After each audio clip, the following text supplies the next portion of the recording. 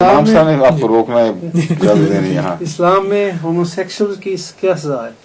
وہ اگر قوم کی قوم ہو جائے تو اس کی سزا یہ ہے کہ وہ دو بستیاں جس طرح برباد کر دی گئی تھیں ساری قوم کو برباد کر دیا جائے. اصل میں بات یہ ہے کہ اسلام نے سزا جو ہے انڈیویجول وہ تو ہے صرف ان کو سزا دو بدنی سزا کتنا ہی ہے. کس حد تک دو اس کی تفصیل بیان نہیں کی فرمائی.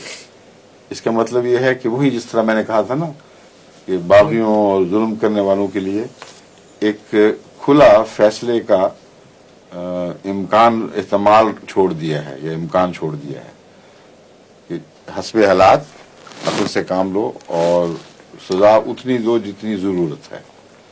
یہ ایک روح ہے قرآن کریم کی جو ہر جگہ واضح کی گئی ہے، اس لیے اس کو مزید وہاں کھولنے کی ضرورت ہی نہیں تھی. کسی ظلم کا اس سے بڑھ کر بدلہ نہیں دینا، یعنی کسی سزا میں تعدی نہیں کرنی، مگر اگر وہ ظلم زیادہ ہے تو کم بھی نہیں دینی. پھر سمجھے ہیں آپ؟ اب جہاں تک اس کا تعلق ہے ان بستیوں کو ہلاک کرنے کا، یہ سزا اس لیے دی گئی ہے کہ خدا تعالیٰ نے جنس کو افزائش نسل کی خاطر پیدا کیا ہے، اور یہ مقصد تھا جس کی وجہ سے اس میں ایک لذت رکھ دی گئی. وہ لوگ جو مقصد کو چھوڑ دیں اور لذت کے لیے صرف کچھ بھی کریں، ان میں سے یہ وہ قوم لوگ ہیں جو قطعی طور پر اس کو وہاں استعمال کرتے ہیں جہاں ریپروڈکشن کا سوال ہی کوئی نہیں. اصل مقصد سے اتنا ہٹ گئے کہ جو مقصد تھا اسے کلیتاً وائپ آؤٹ کر دیا ہے. تو پھر دوسرے معنوں میں زندہ رہنے اور آئندہ زندگی کو جاری رکھنے کے حق سے خود دستبردار ہو گئے ہیں.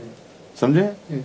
یہ وجہ تھی کہ اور کسی جرم میں انبیاء کے انکار کے سوا اس میں بھی ایک حد تک جب پہنچے ہیں جب یہ یقین ہو گیا جس طرح حضرت لوط نے فرمایا کہ اے خدا اب اگر یہ زندہ رہیں گے تو سوائے خبیث لوگوں کے اور بچے نہیں دیں گے اب.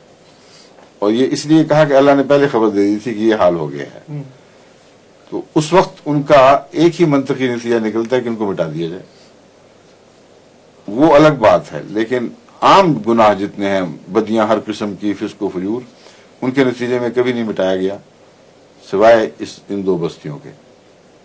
یہ پیغام ہے کہ تمہارا جواب یہ ہے کہ تم نے خدا کے اس اصول کو تسلیم نہیں کیا، تخلیق کے غرض و غایت کو نظر انداز کر دیا ہے، تو پھر تم زندہ رہنے کے لائق ہی نہیں رہے. ٹھیک ہے؟ ظہور مہدی آخر زمان